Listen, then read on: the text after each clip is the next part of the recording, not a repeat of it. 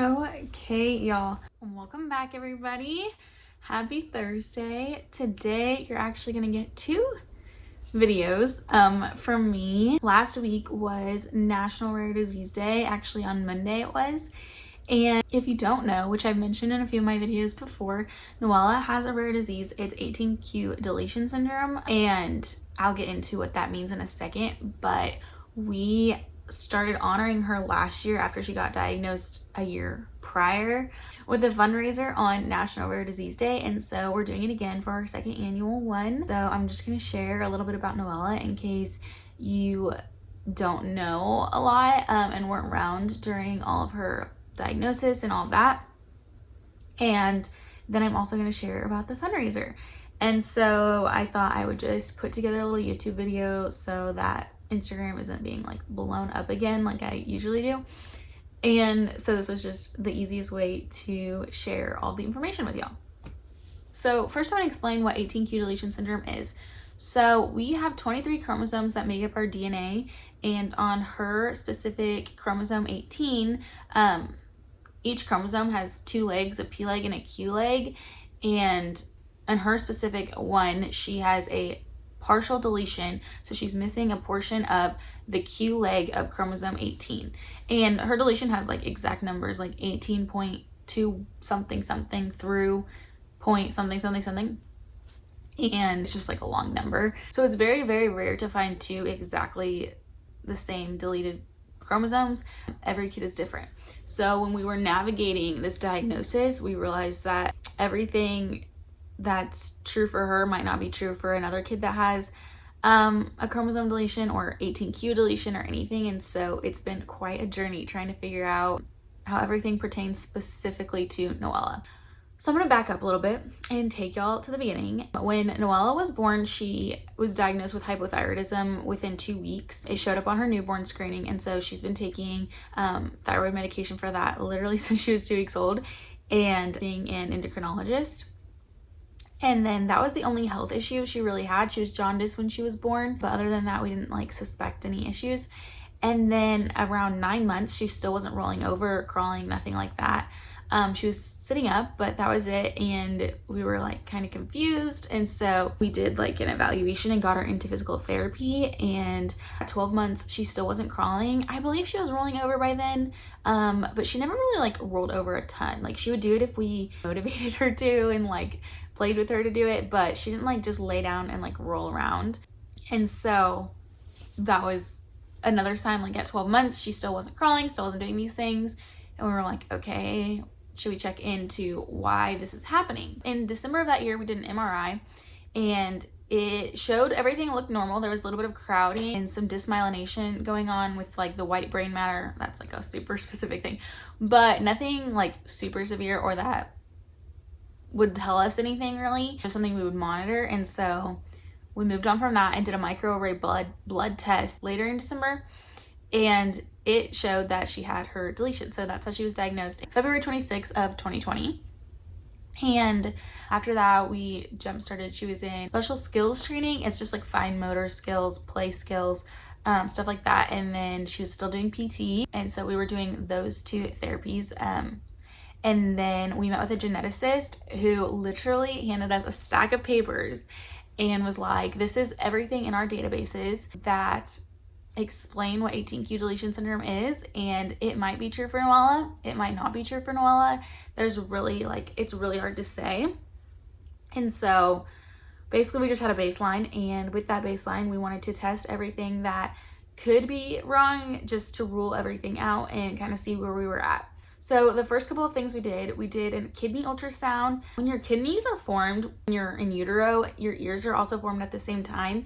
And so Noella has an ear tag, and like ear tags are common. Riker has an ear tag, but Noella's ear tag, we at first thought it could have been a sign because it was formed when the kidneys are formed, and then that can correlate. And there have been kidney issues with kids with chromosome deletions, and so we went to check the kidneys, but everything looked fine.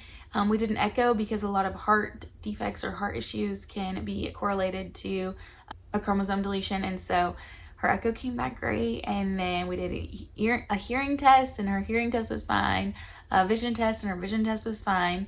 And as we were doing these, I was recording and documenting it on my stories. And so if you go to like her 18Q deletion highlights in my stories, I talk like really in depth about each of these appointments there. But anyways, I also met with an orthotist and an orthopedist, and she got ankle braces because she had been diagnosed with hypotonia, which is like low muscle tone prior. I forgot to mention that when we first put her in PT. And so they did x-rays on her ankles, and they said like her joints were really weak, her ankles were rolling in on themselves, and so we ended up getting her in ankle braces, and that's actually what jump started her to be able to walk and stuff. And now she walks without them. Stopped completely walking in them. She would stand in them, but she would stop walking in them, and so once she started walking, she could do it without them. So now she doesn't use them.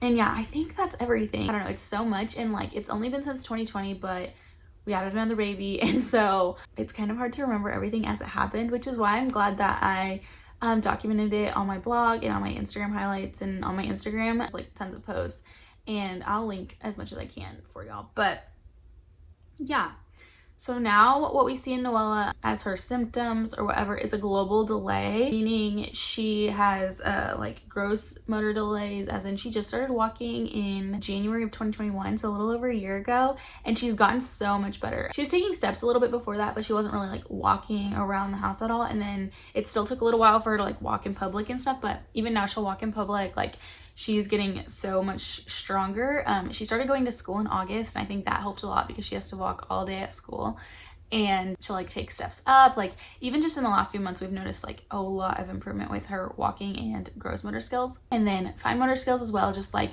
doing certain things with her hands, feeding herself. She has gotten a lot better, but that has taken a lot of time, and so we see delays with that. And there's also intellectual delays. She's nonverbal still. Her communication is still getting there. It's hit or miss. She definitely still needs a lot of help with communicating, and that's what they're trying to help her with at school too. But overall, she's really progressing so much, and we couldn't be prouder of her. She is the sweetest girl. Seriously, so stinking sweet. She can have like a mean streak and be stubborn and strong-willed, but overall, she's just so sweet. She's so independent, likes to keep to herself really. She's strong-willed, like will fight you to the death for what she wants. She's so funny, so sassy, and she can't even speak yet. And so I'm like, oh my gosh, I'm in for it when she can talk. And anybody that knows her knows that is very true. Some of her favorite things, just to give y'all a glimpse at her, she loves to watch Angry Birds 2 and Secret Life of Pets 2, and only those two movies. Couldn't have picked a princess or anything. It has to be the most random movies on the face of the earth. She's obsessed with music, specifically Disney Junior hits, and she'll go through this phase where she gets stuck on one song, and we have no idea why or what that one song means or how she gets stuck on that specific song, but then we're replaying it over and over and over. But she loves it, and she's hilarious. I'm gonna put some videos in here for y'all. But other things she loves like the pool and the splash pad. She likes to be outside, but she doesn't like the sun. So when it's like cloudy days, those are the best. She does like to be outside, especially like when the sun is setting and it's like windy. She does really like that. And then her other favorite things are books. Those are her favorite toys. The board books, she loves those. My kids both love those. They could play with them. They do play with them all day long. We go through so many. One of their favorite ones is like one from Target. It's like a big sister book that I had gotten her, and they have destroyed 2 of them. They have played with it so much that 2 of them have been completely destroyed, like thrown away, destroyed. You should see our bookshelf, it's insane. But yeah, those are her favorite things. That's just a little bit about my girl. Now to the fundraiser. So in February 2021, we decided to do a fundraiser to honor and celebrate her. We wanted to recognize the milestone of her 1 year diagnosis anniversary and all of those things. And it just so happens that her diagnosis day is so close to Rare Disease Day, and so we thought that was really cool.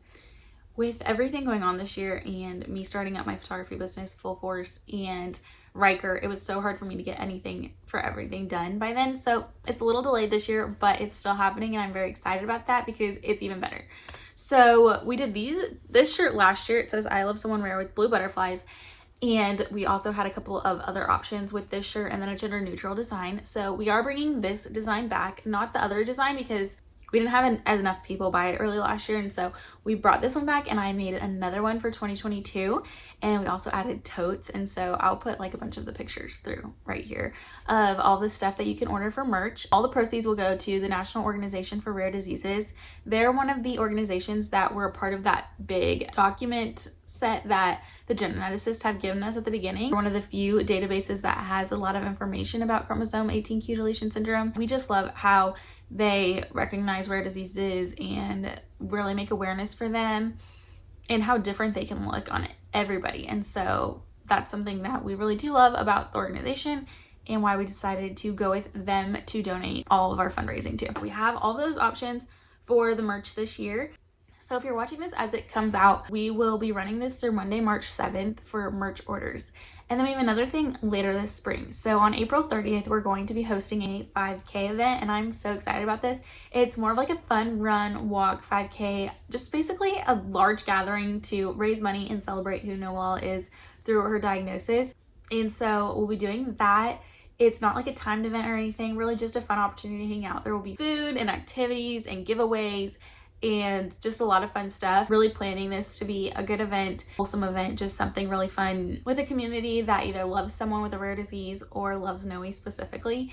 And so we're excited about that. So there's going to be an in-person option in Abilene, and then there's also going to be a virtual option for anybody that obviously cannot make it out here. Everybody that registers, including virtual and in-person, will receive a t-shirt. It's not any of the merch that we already offered. I'll put a picture of it here so y'all can see it. And so that's the shirt that you'll get with your registration. More of the details on the cost breakdown you'll be able to view as you're registering. But yeah, we're also going to be doing giveaways, and there will be giveaways for our virtual participants and for our in-person. It should just be a blast. We're really excited about it. Hopefully we can make this an annual thing too.